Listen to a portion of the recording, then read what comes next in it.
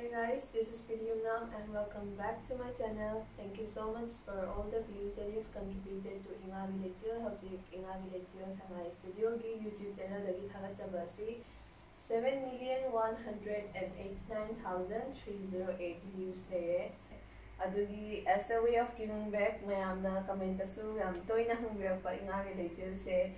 magi wahanthok se kayo itoino magi artist se khangdre नत्रगना कमाइना सीसे कर्म मखगी से कमाइन तोरगा इखिबा खोखिबा मयामना हमबेरबा सिंग अदुगी पाखुम ओइना ngasiगी वीडियो से सेमजबनी मामसुंगरो फावा सैदने सैसिगी ओइना लिरिक्सिगी हौरपसे सुमाइना होबने इंगागी लेचिल पुखत्ता नोमदो लाइजे तमलक्पा इंगागी लेचिल पुखत्ता नोमदो लाइजे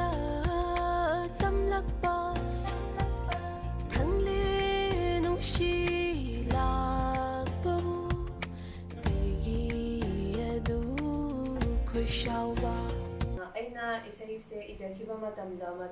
अगी वखलदा ताबा ममी हाय तारेको अखोगी फोन थोक्ट्रिङै मतम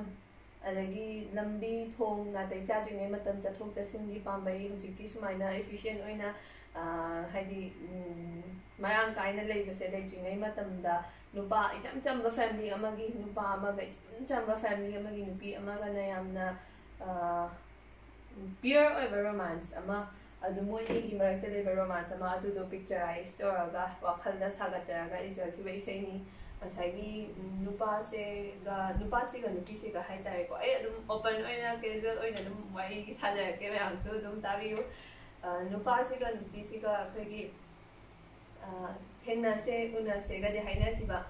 sigi sumaina sigi tha sigi numit sida punga subumba sumai tara ko matam sida thengna si adu u makhong du thengna si amai ngai ramge kaina haina ba matam akoina film da cinema da pictures da u ba mawong do admaina haina ba adagi pau ahenba wai sanage hagana chithi pau gumba admaina adu gumba matam sida ngasai gi nupa siga nupi siga una se haina matam di thanagraba aduga nupi sina nupa se ngaijaraga harau leingai sida nong sida laktoni nong se churaktoini ba churakpa sida ngasai lambi thongna tai chadaba adagi gari marang kaina leitaba maram oiraga nupa se khun amadagi khun amada nupi se unaba lakpa sida wakhongna laksadunina nong bu chuthar taragadi ngasai mana nuksijariba nupa duna mai marakta lakpada apanba oirani athingba oirani haibagi nupi sina khoirangaga खोराम खुसाउनरगा अदमाइना सप्पा इसाइगी मवोंग ओइना इजखिबनी इंगागी लेचिल पुफत्ता मसाइगी इंगागी लेचिलसिना पुरक्पा नोंगसे सिसिना चुरागा हजिकी प्रॉब्लम यामदो क्रिएट तौरतोनिना मसाइगी लेचिलसिना माना पुफत्ताबा लेचिल हाइना ताइनाबे वानिदा नोंगमदो लाइजत तमलक्पा नोंग चुथारपसे इथंगले नुशी लाकबाबु मसाइगी माना पामुजना नुसीजना थमजरिबा माना निंगजरिबा मीदो मा अदु लाकने हाइबदा करिगी अदु खुशावबा हजिकी लेचिलसिना साउनिंगदना नोंग चुरपोय नत्रगना कलक्तना खंबलदना नत्रगा कई हाइनी नुपीदुगी नुंगसिनबदुदा अयेतपा पीरे एक खनबगी नुपीदुना लेचिलदुदा सावरगा चैबा ओइदोनि अहानबगी अंतरा हाइतारेको स्टैंडासिना पासिना सुमाय हापा वांगलेन लोइदाम खुथे खेनखै अइबु Lakpa ngairido loibi chingmai awangbaday अइबु Lakpa yimido khoirang chel taphingdina leichil mana pairakpani ngol nang lakpa ngairido loibi chingmai awangbaday अइबु Lakpa yimido khoirang chel taphingdina leichil mana pairakpani ningol nang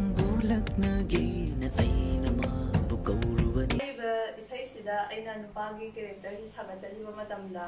अदुकी नुपीसिना अइदो नंग मिस तौरे अइ ngang नुसिरे नत्रगा अइ वारे अइ खांबा ngamdre हाइबो ओरसु नुपासिना अइसु नंग नुसिरे अइसु नंग मिस तौरे अइसु वारे खांबा ngamdre हाइगा नुपीदुगी अवाबदो शेयर तौमिनबा होय अदुसु नुसिनबा मखल अमनि अदो हजिकी अदु माइना नुपीदुगी अवाबदुगा नुपादुगी अवाबदुगा पुथोगा वामिनबा अदुगुंबा नुपादुगी कैरेक्टर दो उजरगिद्रे asi haiba isai study aina saga chaki ba character se khoi gi kaino se नुपासिना नुपीसिना ꯑꯩ ꯁꯨꯃꯥꯏꯅ ꯍꯥꯏꯅ ꯇꯧꯔꯦ ꯑꯩ ꯑꯗꯨ ꯇꯧꯔꯦ ꯍꯥꯏꯔꯒ ꯅꯨꯄꯥꯁꯤꯅ ꯐꯥꯒꯤꯒ ꯇꯥꯊꯣꯛꯑꯒ ꯉꯁꯥꯏꯒꯤ ꯋꯥꯔꯝꯃꯤꯕ ꯅꯨꯡꯉꯥꯏꯔꯝꯗ꯭ꯔꯤꯕ ꯄꯣꯠꯇꯣ ꯅꯨꯡꯉꯥꯏꯍꯟꯅꯕ ꯉꯁꯥꯏ ꯃꯨꯠꯇꯣ ꯑꯞꯂꯤꯐ ꯇꯧꯅꯕ ꯏꯂꯤꯚꯦꯠ ꯇꯧꯅꯕ ꯍꯣꯠꯅꯖꯕ ꯑꯗꯨꯃꯥꯏꯅ ꯌꯥꯝꯅ ꯖꯣꯂꯤ ꯑꯣꯏꯕ ꯌꯥꯝꯅ ꯀꯩ ꯍꯥꯏꯅꯤ ꯔꯤꯂꯥꯏꯑꯦꯕꯜ ꯑꯣꯏꯕ ꯋꯥꯈꯜꯒ ꯅꯨꯡꯉꯥꯏꯔꯨꯗ꯭ꯔꯁꯨ ꯃꯥꯒ ꯋꯥꯔꯤ ꯁꯥꯟꯅꯔꯒ ꯍꯦꯛ ꯅꯨꯡꯉꯥꯏꯕꯒꯨꯝꯕ ꯑꯗꯨꯒꯨꯝꯕ ꯅꯨꯄꯥ ꯑꯃꯒꯤ ꯀꯦꯔꯦꯛꯇꯔ ꯑꯗꯨꯃꯥꯏꯅ ꯁꯥꯒꯠꯆꯈꯤꯕꯅꯤ ꯅꯨꯄꯥꯁꯤꯅ ꯉꯁꯥꯏꯒꯤ ꯋꯥꯡꯂꯦꯟ ꯂꯣꯏꯗꯥꯝ ꯈꯨꯠ ꯊꯦꯛ ꯍꯦꯟꯈꯩ ꯑꯩꯕꯨ ꯂꯥꯛꯄ ꯉꯥꯏꯔꯤꯗꯣ ꯈꯨꯠ ꯊꯦꯛꯄ ꯃꯇꯝ ꯍꯦꯟꯈꯩ ꯀꯔꯝ ꯀꯥꯟ ꯂꯥꯛꯇꯣꯏꯅꯣ ꯀꯔꯝ ꯀꯥꯟ ꯂꯥꯛꯇꯣꯏꯅꯣꯅ ꯅꯨꯃꯤꯠꯀ ꯄꯥꯔꯒ ꯃꯥꯅ ꯃꯇꯝꯒ ꯄꯥꯔꯒ ꯄꯨꯡ ꯑꯁꯨꯛ ꯇꯥꯔꯦ ꯑꯃ ꯑꯅꯤ ꯑꯍꯨꯝ ꯄꯥꯖꯔꯒ ꯑꯗꯨꯃꯥꯏꯅ ꯉꯥꯏꯖꯕ ꯑꯗꯒꯤ ꯅꯨꯄꯤꯗꯨꯅ ꯍꯥꯏꯇꯥꯔꯦ ꯅꯣꯔꯃꯦꯜ ꯑꯣꯏꯅ ꯃꯥꯅ ꯇꯧꯔꯣꯏꯗꯕ ꯂꯣꯏꯕꯤ ꯆꯤꯡꯃꯥꯏ ꯑꯋꯥꯡꯕꯗ ꯑꯩꯕꯨ ꯂꯥꯛꯄ ꯌꯦꯡꯉꯤꯗꯣ ꯍꯥꯏꯔꯒ ꯍꯦꯛꯇ ꯅꯨꯄꯤꯁꯤꯅ ꯆꯤꯡ ꯑꯋꯥꯡꯕ ꯀꯥꯔꯒ ꯅꯨꯄꯥꯁꯦ ꯃꯥ ꯅꯨꯄꯥꯗꯣ ꯂꯥꯛꯄ ꯌꯦꯡꯉꯦ ꯍꯥꯏꯕꯗꯣ ꯑꯗꯨꯃꯛ ꯍꯥꯏꯗ꯭ꯔꯁꯨ ꯌꯥꯏꯑꯕ ꯑꯗꯨꯃꯛ ꯍꯥꯏꯕ ꯅꯠꯆꯗꯦ ꯑꯩꯅ ꯂꯣꯏꯕꯤ ꯆꯤꯡꯃꯥꯏ ꯑꯋꯥꯡꯕꯗ ꯑꯩꯕꯨ ꯂꯥꯛꯄ ꯌꯦꯡꯉꯤꯗꯣ ꯑꯅ ꯍꯥꯏꯕꯒꯤ ꯃꯔꯝꯗꯤ ꯑꯩꯈꯣꯏꯒꯤ ꯅꯣꯔꯃꯦꯜ ꯑꯣꯏꯅ ꯇꯧꯔꯣꯏꯗꯕ ꯊꯕꯛꯁꯦ ꯇꯧꯔꯒ ꯀꯃꯥꯏ ꯍꯥꯏꯅꯤ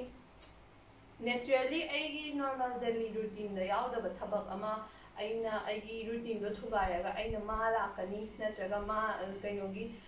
ꯁꯨꯃꯥꯏꯅ ꯎꯅꯔꯅꯤ ꯊꯦꯡꯅꯔꯅꯤ ꯍꯥꯏꯕꯒꯤ ꯑꯦꯛꯁꯥꯏꯠꯃꯦꯟꯗꯨꯅ ꯇꯧꯍꯟꯈꯤꯕ ꯊꯕꯛꯇꯣ ꯑꯗꯨꯒꯨꯝꯕ ꯇꯧꯔꯒ ꯅꯨꯄꯥꯁꯤꯅ ꯍꯥꯏꯗꯤ ꯅꯨꯄꯥꯗꯨꯅ ꯅꯣꯇꯤꯁ ꯇꯧꯕꯤꯔꯝꯕꯗꯣ ꯅꯨꯄꯤꯗꯨꯅ ꯅꯨꯄꯥꯗꯨꯒꯤꯗꯃꯛꯇ ꯇꯧꯔꯤꯗꯣ ꯑꯗꯨꯃꯥꯏꯅ ꯂꯥꯛꯑꯒ ꯉꯥꯏꯔꯒ ꯌꯦꯡꯉꯒ ꯈꯣꯠꯂꯒ ꯅꯨꯄꯤꯗꯨꯅ ꯋꯥꯅ ꯈꯪꯖꯕꯗꯣ ꯅꯨꯄꯥꯁꯤꯅ ꯊꯦꯝꯖꯤꯜꯂꯛꯄ ꯈꯣꯏꯔꯥꯡ ꯄꯨꯛꯆꯦꯜ ꯇꯞꯍꯟꯒꯦꯅ ꯂꯩꯆꯤꯜ ꯃꯥꯅ ꯄꯥꯏꯔꯛꯄꯅꯦ ꯉꯁꯥꯏꯒꯤ ꯈꯣꯏꯔꯥꯡꯉꯒ ꯂꯩꯔꯝꯕ ꯂꯥꯡꯇꯛꯅꯔꯒ ꯂꯩꯔꯝꯕ ꯑꯗꯨꯒꯨꯝꯂꯕ ꯅꯨꯄꯤꯗꯨꯒꯤ ꯄꯨꯛꯆꯦꯜꯗꯣ ꯏꯪꯊꯍꯟꯒꯦ ꯇꯞꯊꯍꯟꯒꯦꯅ ꯂꯩꯆꯤꯜꯗꯨꯅ ꯄꯥꯏꯔꯛꯏꯅꯦꯅ ꯅꯨꯄꯥꯁꯤꯅ ꯂꯛꯅꯔꯛꯄꯅꯦꯕ ꯅꯤꯉꯣꯜ ꯅꯪꯕꯨ ꯂꯛꯅꯒꯦꯅ ꯑꯩꯅ ꯃꯥꯕꯨ ꯀꯧꯔꯨꯕꯅꯤ ꯍꯧꯖꯤꯛꯀꯤ ꯅꯨꯄꯥꯁꯤꯅ ꯉꯁꯥꯏꯒꯤ ꯑꯩꯅ ꯍꯥꯏꯕꯗꯣ ꯅꯨꯄꯥꯁꯦ ꯌꯥꯝꯅ ꯖꯣꯂꯤ ꯑꯣꯏꯕ ꯌꯥꯝꯅ ꯁꯦꯟꯁ ꯑꯣꯐ ꯍ꯭ꯌꯨꯃꯔ ꯌꯥꯎꯕ ꯑꯗꯨꯒꯨꯝꯕ ꯅꯨꯄꯥ ꯑꯣꯏꯅ ꯄꯤꯛꯆꯔ ꯀꯦꯔꯦꯛꯇꯔ ꯑꯗꯨꯒꯨꯝꯕ ꯀꯦꯔꯦꯛꯇꯔ ꯑꯃ ꯄꯤꯛꯆꯔ ꯇꯧꯖꯈꯤꯕꯒꯤ ꯍꯧꯖꯤꯛꯀꯤ ꯅꯨꯄꯥꯁꯤꯅ ꯂꯩꯆꯤꯜ ꯅꯣꯡ ꯆꯨꯔꯛꯏꯁꯦ ꯑꯩꯅ ꯅꯪ ꯂꯛꯅꯒꯦꯅ ꯀꯧꯔꯛꯏꯅꯦꯒ ꯍꯥꯏꯕꯒꯤ ꯇꯥꯏꯞꯇ ꯅꯨꯄꯥꯗꯨꯅ ꯈꯨꯝꯃꯛꯄꯒꯤ ꯃꯑꯣꯡꯅꯤ ꯑꯗꯒꯤ ꯃꯈꯥ ꯇꯥꯔꯛꯄ ꯄꯥꯔꯠꯇ ꯑꯃꯨꯛ ꯂꯥꯛꯆꯔꯤ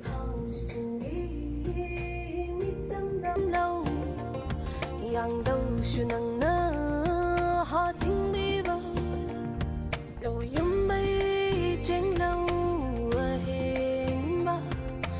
ꯄꯥꯃꯦꯜ ꯔꯨꯝꯊꯨꯅ ꯈꯥꯡꯍꯟꯕ ꯀꯔꯤ ꯄꯨꯛꯆꯦꯜ ꯀꯧꯕꯒꯦ ꯉꯥꯒꯤ ꯂꯩꯆꯤꯜ ꯄꯨꯛꯐꯠꯇꯕ ꯇꯥꯔꯛꯄ ꯏꯁꯩꯒꯤ ꯁꯔꯨꯛꯇ ꯅꯨꯄꯤꯅ ꯑꯃꯨꯛ ꯈꯨꯝꯃꯛꯑꯦ ꯅꯣꯡꯊꯥꯡꯁꯨ ꯆꯨꯝꯒꯤ ꯃꯤꯇꯝꯗꯧ ꯌꯥꯡꯗꯧꯁꯨ ꯅꯪꯅ ꯊꯤꯡꯕꯤꯕ ꯂꯣꯌꯨꯝꯕꯩ ꯆꯦꯡꯂꯧ ꯑꯍꯦꯟꯕ ꯄꯥꯃꯦꯜꯔꯨꯝ ꯊꯨꯞꯅ ꯈꯥꯡꯍꯟꯕ ꯀꯔꯤ ꯄꯨꯛꯆꯦꯜ ꯀꯧꯕꯒꯦ ꯏꯉꯥꯒꯤ ꯂꯩꯆꯤꯜ ꯄꯨꯛꯐꯠꯇꯕ ꯉꯁꯥꯏꯒꯤ ꯑꯩꯈꯣꯏꯒꯤ ꯃꯅꯤꯄꯨꯔꯤꯒꯤ ꯊꯥꯡ ꯇꯥ ꯀꯩꯅꯣ ꯇꯧꯕ ꯃꯇꯝꯗ ꯇꯥꯁꯦ ꯇꯥꯅ ꯂꯪꯉ ꯇꯥꯗꯨꯒꯤ ꯀꯃꯥꯏ ꯍꯥꯏꯅꯤ ꯁꯤꯜ ꯍꯥꯏꯇꯥꯔꯦ ꯑꯁꯤ ꯆꯨꯡ ꯍꯥꯏꯔꯒ ꯈꯪꯅꯩ ꯍꯥꯏꯅ ꯍꯥꯏꯕꯤꯔꯛꯑꯦ ꯃꯌꯥꯝꯅ ꯑꯩ ꯂꯥꯏꯔꯤꯛ ꯄꯥꯕꯗꯁꯨ ꯊꯦꯡꯅꯖꯩ ꯑꯍꯟꯁꯤꯡꯅꯁꯨ ꯑꯗꯨꯝ ꯍꯥꯏꯕꯤꯔꯛꯑꯦ ꯍꯧꯖꯤꯛꯀꯤ ꯆꯨꯡꯁꯤꯅ ꯅꯣꯡꯊꯥꯡꯁꯤꯅ ꯆꯨꯡꯒꯤ ꯃꯤꯇꯝ ꯂꯧꯔꯒ ꯍꯥꯏꯕꯗꯤ ꯆꯨꯡꯁꯤꯒꯤ ꯃꯇꯧ ꯑꯗꯨꯃꯥꯏꯅ ꯅꯣꯡꯊꯥꯡ ꯈꯥꯛꯂꯛꯄꯁꯤꯅ ꯂꯝꯕꯤꯁꯦ ꯕ꯭ꯂꯣꯛ ꯇꯧꯔꯒ ꯊꯝꯃꯦ ꯑꯀꯤ ꯑꯈꯪ ꯊꯣꯛꯍꯟꯗꯅꯕꯨ ꯑꯣꯏꯔꯣ ꯅꯠꯇ꯭ꯔꯒ ꯅꯣꯡꯊꯥꯡ ꯈꯥꯛꯂꯛꯄ ꯍꯥꯏꯁꯦ ꯅꯣꯡ ꯀꯟꯅ ꯆꯨꯔꯦ ꯍꯥꯏꯕꯒꯤ ꯍꯥꯏꯗꯤ ꯃꯃꯤ ꯑꯃ ꯃꯌꯥꯝꯗ ꯄ꯭ꯔꯖꯦꯟ ꯇꯧꯔꯤꯅꯤ ꯁꯤꯗ ꯅꯣꯡꯊꯥꯡ ꯈꯥꯛꯂꯛꯄꯁꯤꯗ ꯂꯝꯕꯤꯁꯦ ꯁꯨꯃꯥꯏꯅ ꯇꯧꯔꯒ ꯅꯨꯄꯥꯗꯨ ꯅꯣꯔꯃꯦꯜ ꯑꯣꯏꯅ ꯃꯥꯒꯤ ꯂꯥꯛꯆꯒꯗꯕ ꯂꯝꯕꯤꯁꯤꯗ ꯑꯗꯨꯅ ꯑꯊꯤꯡꯕ ꯄꯤꯔꯒ ꯂꯝꯕꯤꯁꯦ ꯊꯠꯂꯦ ꯍꯥꯏꯕꯒꯤ ꯃꯑꯣꯡꯅꯤ ꯅꯣꯡꯊꯥꯡꯁꯨ ꯆꯨꯡꯒꯤ ꯃꯤꯇꯝꯗꯧ ꯌꯥꯡꯗꯧꯁꯨ ꯅꯪꯅ ꯊꯤꯡꯕꯤꯕ ꯉꯁꯥꯏꯒꯤ ꯌꯥꯡꯗꯧ ꯂꯝꯕꯤꯁꯦ ꯑꯗꯨꯗꯨꯅ ꯊꯤꯡꯉꯒ ꯊꯝꯃꯦ ꯍꯥꯏꯕ ꯂꯣꯌꯨꯝꯕꯩ ꯆꯦꯡꯂꯧ ꯑꯍꯦꯟꯕ ꯄꯥꯃꯦꯜꯔꯨꯝ ꯊꯨꯞꯅ ꯈꯥꯡꯍꯟꯕ ꯃꯥꯒꯤ ꯀꯩꯅꯣꯅ ꯈ꯭ꯋꯥꯏ ꯍꯦꯟꯅ ꯐꯖꯩ ꯀꯥꯏꯅ ꯈꯟꯅꯕ ꯋꯥꯈꯜꯂꯣꯟꯗꯨꯅꯤ ꯑꯗꯨꯗꯣ ꯉꯁꯥꯏꯒꯤ ꯃꯥꯅ ꯄꯥꯝꯃꯨꯅ ꯊꯝꯖꯕ ꯑꯗꯨꯒꯨꯝꯕ ꯅꯨꯡꯁꯤꯕ ꯃꯥꯒꯤ ꯁꯛꯇꯝꯗꯣ ꯉꯁꯥꯏꯒꯤ ꯄꯥꯃꯦꯜ ꯎꯖꯥꯎ ꯎ ꯃꯔꯨꯝ ꯊꯨꯞꯄꯒ ꯈꯥꯡꯍꯜꯂꯒ ꯂꯩꯕꯗꯣ ꯅꯣꯡ ꯊꯨꯞꯄꯒ ꯂꯩꯍꯟꯕꯗꯣ ꯀꯔꯤ ꯄꯨꯛꯆꯦꯜ ꯀꯧꯕꯒꯦ ꯏꯉꯥꯒꯤ ꯂꯩꯆꯤꯜ ꯄꯨꯛꯐꯠꯇ ꯅꯨꯄꯤꯗꯨꯅꯗꯤ ꯉꯁꯥꯏꯒꯤ ꯃꯥꯅ ꯄꯥꯝꯃꯨꯅ ꯅꯨꯡꯁꯤꯅ ꯊꯝꯖꯕꯅꯤꯅ ꯑꯗꯨꯃꯥꯏꯅ ꯇꯧꯕꯗ ꯅꯨꯄꯥꯗꯨꯗ ꯃꯌꯥꯝ ꯋꯥꯔꯝꯃꯅꯤ ꯅꯨꯡꯉꯥꯏꯔꯝꯃꯔꯣꯏ ꯍꯥꯏꯕꯒꯤ ꯃꯥꯒꯤ ꯄꯨꯛꯅꯤꯡꯗ ꯅꯨꯡꯉꯥꯏꯖꯗꯕꯗꯣ ꯑꯗꯨꯗꯨꯅ ꯃꯥꯅ ꯂꯩꯆꯤꯜꯗꯨꯗ ꯑꯃꯨꯛ ꯇꯥꯏꯅꯕꯅꯦꯕ ꯀꯔꯤ ꯄꯨꯛꯆꯦꯜ ꯀꯧꯕꯒꯦ ꯏꯉꯥꯒꯤ ꯂꯩꯆꯤꯜ ꯄꯨꯛꯐꯠꯇ ꯍꯥꯏꯔꯛꯄ ꯃꯈꯥ ꯇꯥꯔꯛꯄ ꯁꯔꯨꯛ ꯃꯌꯥꯝꯒ ꯇꯥꯃꯤꯟꯅꯁꯤ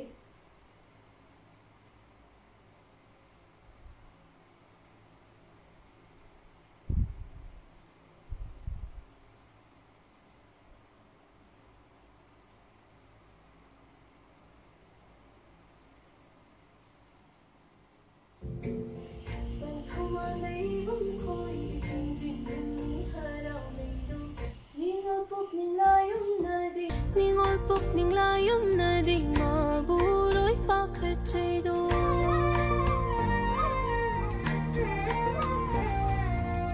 पाथौ ओइब तंब खैबी खारी लौबु पांख्रेदो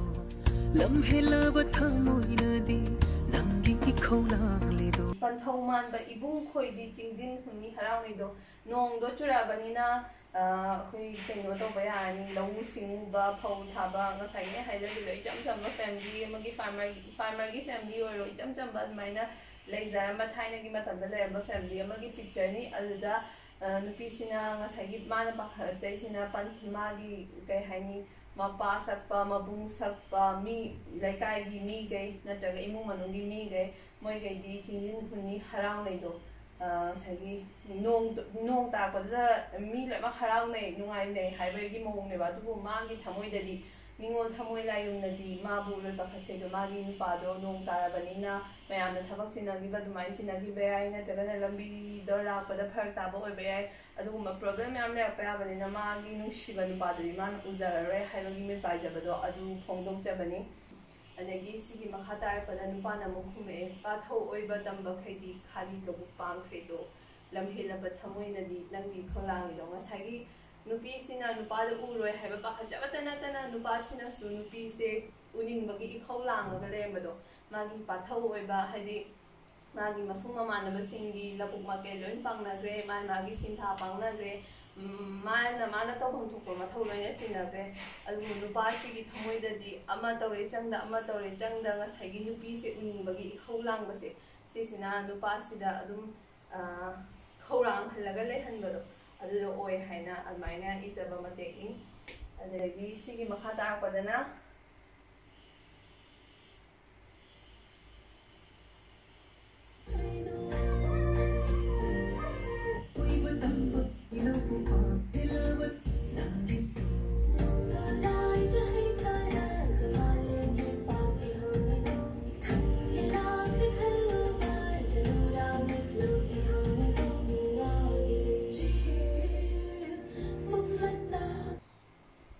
नोंदो लाइजा हिथरगा मानगी पाप इहोनिदो इथंगले लाक्लोय खल्लुबदा नुरामिदु इहोनिदो इंगागी लेचिल को फता ngसाइ हाइखुबदुगा दुमदि मानारे दुबो अमतंगा हना हाइजरंगे नोंदो कन्ना चुथर तालिदि मालेमगी पाप इहोनिदो आइदि फ्लैट थोकनिगा हाइबे मोंगने अदुदा नोंदो लाइजा हिथरगा मालेमगी पाप इहोनिदो फ्लैट थोकनि हाइबे सेंसर शाये नतगा मयाम पुन्ना लोइमा बिजी ओइगनि अमना अम कनामतदा हाइदी इसागी थबक्तगी हेना कैता हाइदोकम लेयरोय का हाइबगी सेंस ओयरसु यारे अदा इथंगले लाक्लोय खल्लुबदा नुरामिदु बिहोनिदो ngसाइगी नुपीदुगी नुसिजैबा मी सक्तुगी मादी लाअरोय मासु लोंचिंबा यावगनी हाइबदो अदुदो खल्लुबा मतमदा नुपीदु मथदा इमोशनल ओइजबदो अदुगी सेंस ने एजे साइनसु लेबगी नातोनजे एलर्जी याम तौबगी हॉटनिंगे अदो please bear with me.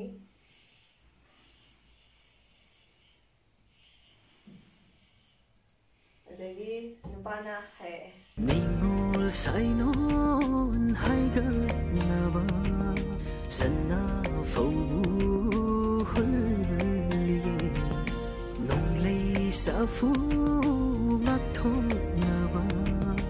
uyum tare yum Sanaw langga laibakti no mapuma na tamlambani nung sinang buirang yay debuge hay na leblabani Ngo sainon hailatlaba sana phobuli nung ay sapu ngang thoknaba uyung tare yumi sanaw nangga laibakti no mapuma na tamlambani nung sinang buirang yay da buge hay na leblabani sisina kaino akogi ngसाइगै नुपासिना मागी हाइदी humorous ओइबा मागी like jolly jolly ओइबा यामना नुपीसिदा लक्नारगा नुपीदुगी mood तो lighten up तौनबो खोटनाबा मोंगदो अदुगी कैरेक्टर ड्रॉप तौरगा नुपासिना खोगी कंक्लूजन पार्ट सिददी नुपीसिदा थेमजलकपदो haidi serious taraga nupasina like I've been doing all of this nangdo haidi aina na hangai sida laktuido natraga nangna ai wana ngai haiga sai hai taido nupi nangna ai nusibai tarido ai khangdaba nate ai loi khange ado ai su sumaina tawraga lairubani adugi laktabani ka haibagi mawongdune si latter part of the song sina indicate tawrisina aikogi nupasina makhala kaino yam kan semi ko adini makhonde asi yam disturbing oi taraga su please don't mind me si aina natre simadi ada tikin pasina admire happens the ngasagi akoi maitegi culture gi matung ina di ningo sainon haigat ba haise ningo singi sainon haigat ti taraga di mawu sing na challe hainge manipuri culture gi matung ina aduna samna haiga nupasina like nupi sida luhongbagi wa hudokpa horokpane haibneba nungsina manido ibani naga kuida saina nungsinaree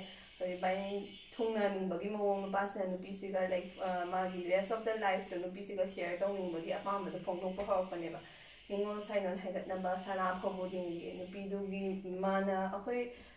hoi I believe in equality nupisu hotnagadabne nupasu hotnagadabane adum nupa ngata kaino taraga tawne habudubudi leite but since asigi saise thai nagi matam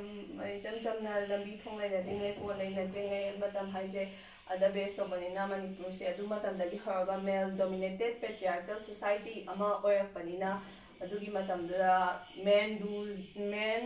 do their part adugi do indicate tawna ba hotna pane ada nupasina nupi sida asagi proposal se thangatba matam na nang nupi dugi lifestyle ama nupasina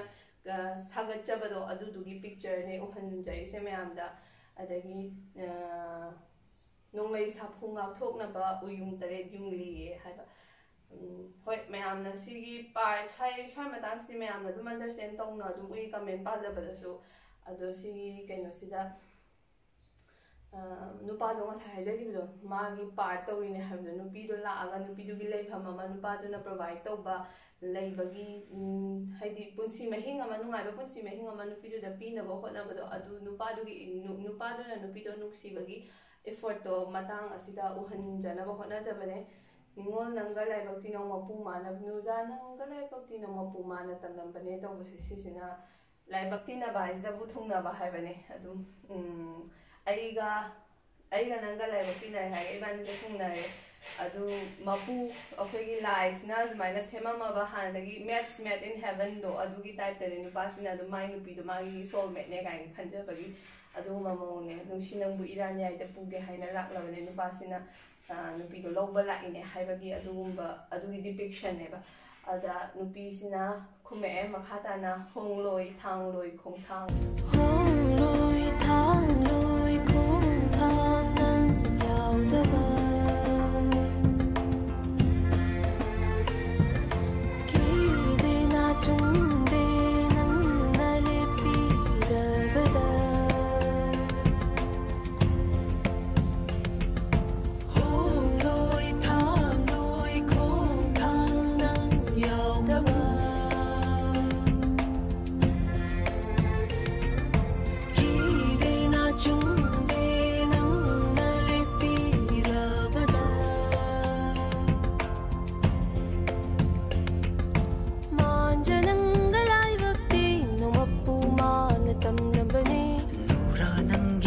si jing lo uning ba na kaurang bani inga gilay chi bukfata haigi nupi dugi thongna pangal nupi dugi nupa do na nupi do nungsibirapaduna nupi do kainta haitae mangonda awat amta leite kaina khanjabado complete oye khanjabado ngasagi incomplete oina mangonda leizaramba mangoda ihang hangaga phawjarambado ngasagi nupaduna ma nupi dugi damakta lepire khangkana nupi dugi haraujabdo si matasida phongdokjarapane aduda nupaduga nupi duga makha tarpada dum sakminare hongloi thangloi khongthang nang yaudaba kide na chungde nang na lepirabada hai nupaga nupiga si makha tabdi ngasai mamangi sarukta legibe isai adum samdare ma jananga laibakti no mapu mana tamambane nupa na munushi nang buiranya ida puge na lepdabane